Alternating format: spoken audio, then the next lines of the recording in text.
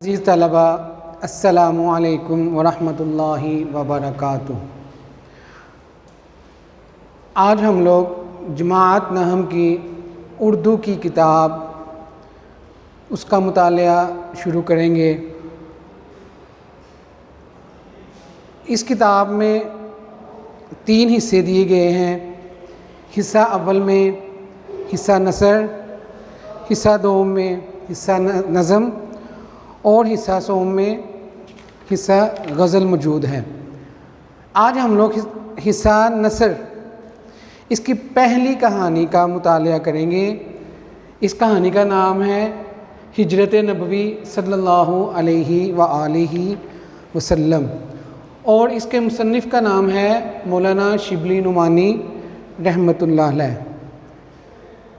अज़ीज़ तलबा, इस कहानी के पढ़ने के कुछ मकासिद हैं, वो मैं आपकी गोशगुजार करता हूँ कि सबसे पहले तलबा को तबलीग इस्लाम की इब्तदाई मुश्किलात से आगाह करना कि जब इस्लाम की तबलीग हुई तो कौन कौन सी मुश्किलात का मुसलमानों को सामना करना पड़ा। नंबर 2, सीरतुन नबी सल्लल्लाहु अलैहि वसल्लम और सीरत निगारी से रोशनास कराना कि नबी सल्लल्लाहु अलैहि वसल्लम की सीरत मुबारका उसके मुतल्लक़ आपको कुछ बताना या समझाना। नंबर 3, मज़हबी अल्फाज़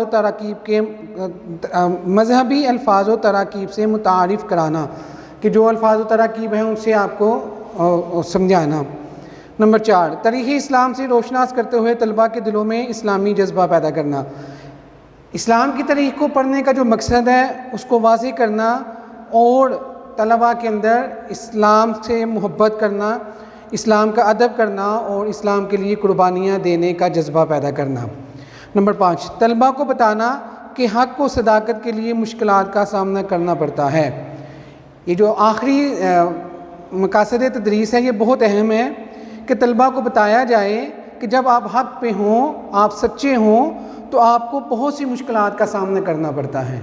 आप उन मुश्किलात से घबराए नहीं, क्यों कि सच के साथ अल्लाह तबारक व तआला की ज़ात मौजूद होती है और झूठ को हमेशा फ़ानी ही रहना है। अब हम लोग इस कहानी का मुतालिया करेंगे, आप लोग बगौर से सुने। इसके जितने भी मुश्किल अल्फाज आएंगे इंशाअल्लाह मैं कोशिश करूँगा कि उन अल्फाज के मानी आपको समझाए जा सकें। जी, बिस्मिल्लाहिर्रहमानिर्रहीम।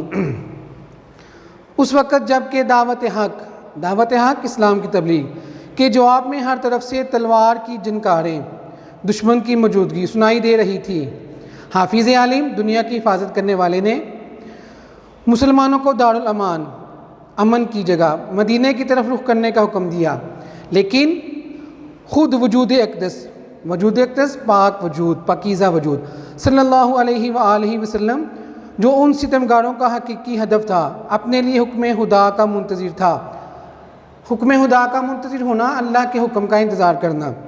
नबूवत का 13वां साल शुरू हुआ और अक्सर सहाबा मदीने पहुँच चुके, तो वही इलाही के मुताबिक हज़रत सल्लल्लाहु अलैहि व आलिहि वसल्लम ने भी मदीने का अज़म फरमाया। अज़म फरमाना, इरादा करना। कुरैश ने देखा कि अब मुसलमान मदीने में जाकर ताकत पकड़ते जा रहे हैं और वहाँ इस्लाम फैलता जा रहा है। चुनाचे लोगों ने मुख्तलिफ़ राहें पेश की।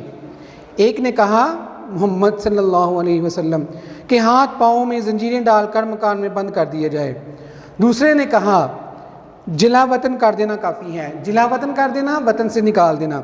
अबू जहल ने कहा हर कबीले से एक शख्स इंतहाब हो और पूरा मजमा लोगों का हजूम एक साथ मिलकर तलवारों से इनका खात्मा कर दे।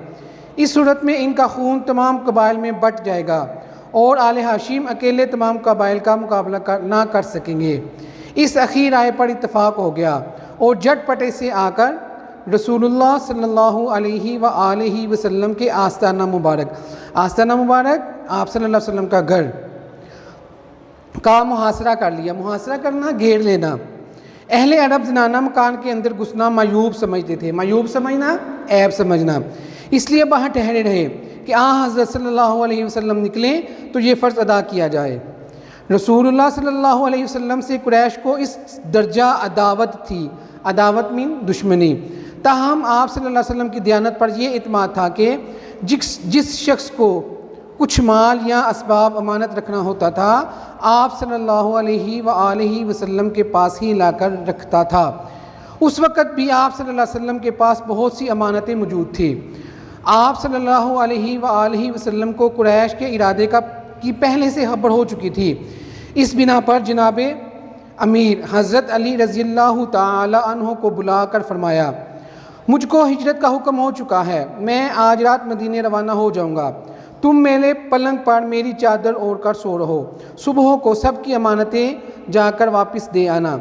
ये सख्त ख़तरे का मौका था। जनाब अमीर को मालूम हो चुका था कि कुरैश आप सल्लल्लाहु अलैहि वसल्लम के कत्ल का इरादा कर चुके हैं और आज रसूलुल्लाह सल्लल्लाहु अलैहि वसल्लम का बिस्तर ख़्वाब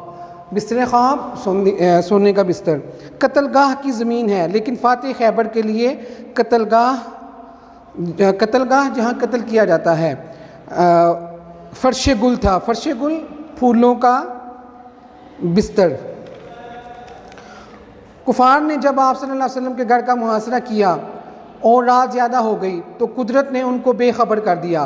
हज़रत सल्लल्लाहु अलैहि वसल्लम उनको सोता छोड़कर बाहर आए, काबे को देखा और फरमाया, मक्का तू मुझको दुनिया से ज़्यादा अजीज़ है, लेकिन तेरे फ़र्जंद मुझको रहने नहीं देते। हज़रत अबू बकर रज़ियल्लाहु ताला अन्हु से पहले करारदाद हो चुकी थी। दोनों साहब पहले जबले सोर के गार में जाकर पोशीदा हुए। पोशीदा होना, छुप जाना। ये गार आज भी मौजूद है और बोसा गाहे खलाइक है। बोसा गाहे खलाइक हलकत के चूमने की जगह। हज़रत अबू बकर रज़ियल्लाहु ताला अन्हु के बेटे अब्दुल्ला जो नौखेज़ जवान थे, नौखेज़ जवान उठती जवानी, शब रात को कहते हैं, शब को गार में साथ हुए। सुबह मुँह अंधेरे चले जाते और पता लगाते कि कुरैश क्या मशवरा कर रहे हैं। जो कुछ खबर मिलती शाम को आकर हज़रत सल्लल्लाहु अलैहि वसल्लम से अर्ज़ करते। हज़रत अबू बकर रज़ियल्लाहु ताला अन्हु का ग़ुलाम कुछ रात गए बकरियां चरा कर लाता और आप सल्लल्लाहु अलैहि वसल्लम और हज़रत अबू बकर रज़ियल्लाहु ताला अन्हु इनका दूध पी लेते। 3 दिन तक सिर्फ यही ग़िज़ा थी। लेकिन इब्ने हशाम ने लिखा है कि रोज़ाना शाम को हज़रत अस्मा रज़ियल्लाहु ताला अन्हा घर से खाना पकाकर गार में पहुंचा आती थी। इस तरह 3 रातें गार में गुजारी। सुबह कुरैश की आंखें खुली तो पलंग पर हज़रत सल्लल्लाहु अलैहि वसल्लम की बजाय जनाब अमीर थे। ज़ालिमों ने आप रज़ियल्लाहु ताला अन्हु को पकड़कर हरम में ले जाकर थोड़ी देर मबहूस रखा। मबहूस रखना, कैदी रखा और छोड़ दिया। फिर हज़रत सल्लल्लाहु अलैहि वसल्लम की तलाश में निकले। ढूंढते ढूंढते गार के दहाना कहते हैं मुँह को, तक आ गए। आहट पाकर हज़रत अबू बकर रज़ियल्लाहु ताला अन्हु गमज़दा हुए और हज़रत सल्लल्लाहु अलैहि वसल्लम से अर्ज़ किया कि आप दुश्मन इस कदर करीब आ गए हैं कि अगर आप अपने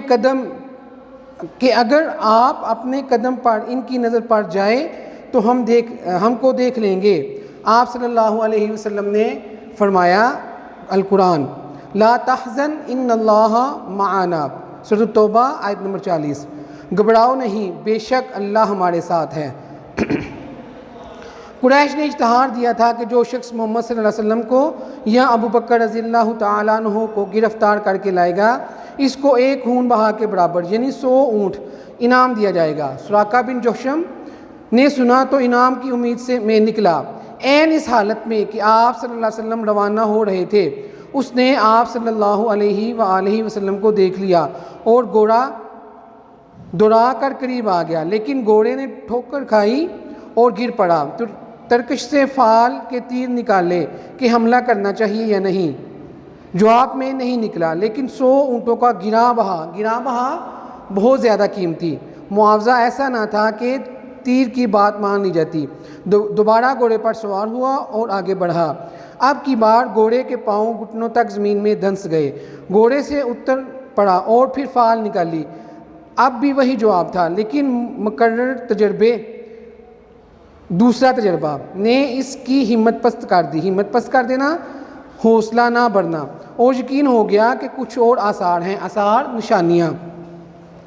हज़रत सल्लल्लाहु अलैहि वसल्लम के पास आकर कुरैश के इश्तिहार का वाक़या सुनाया और दरख्वास्त की कि मुझको अमन की तहरीर लिख दीजिए। हज़रत अबू बकर रज़ियल्लाहु तआला अन्हु के ग़ुलाम आमिर बिन फ़हीरा ने चमड़े के एक टुकड़े पर फरमाने अमन लिख दिया।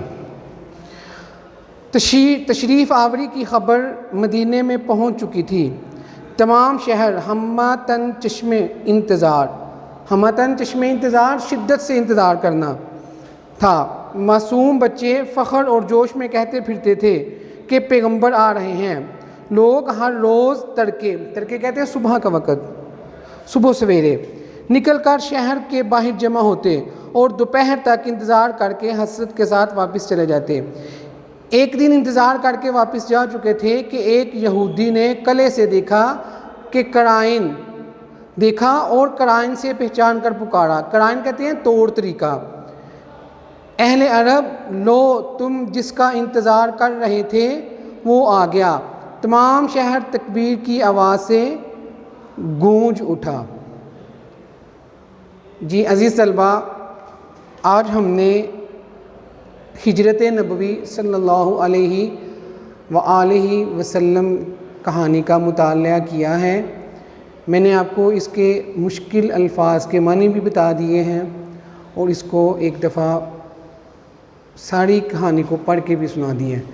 अज़ीज़ तलबा, आप लोग इस कहानी के अंदर से ख़ुद खुलासा बनाएंगे अपने अल्फाज में और इसके अल्फाज के मानी, मुश्किल अल्फाज के मानी भी याद करेंगे। अब मुझे इस उम्मीद के साथ इजाज़त दीजिएगा कि अल्लाह तबारक व तआला हम सब का हामी व नासिर हो। इंशाअल्लाह अगले लेक्चर में मैं दोबारा हाज़िर हूँगा। तब तक के लिए फ़ी अमानिल्लाह। अस्सलामु अलैकुम व रहमतुल्लाह।